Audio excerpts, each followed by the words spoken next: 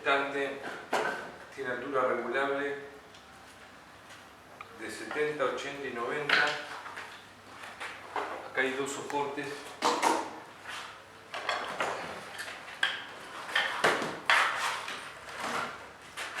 El estante no deja que el caballete se cierre y la cadenita no deja que se abra.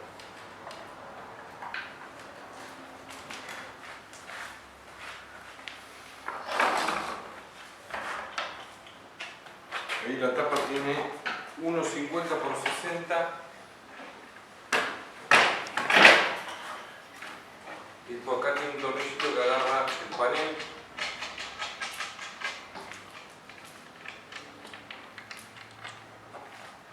Que se pone así, acá tiene un agujero y el mismo tornillo sirve para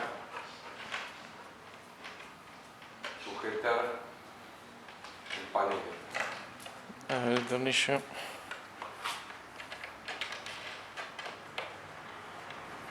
Ahí va. Una mariposa acá igual.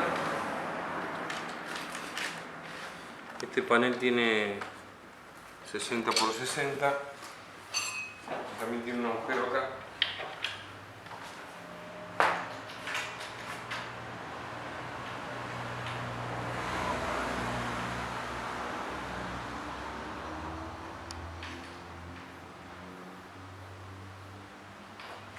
La mariposa a veces se complica ahí.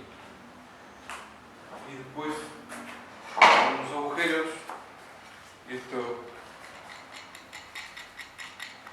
también tiene mariposa. Es un portarretrato para colgar cosas.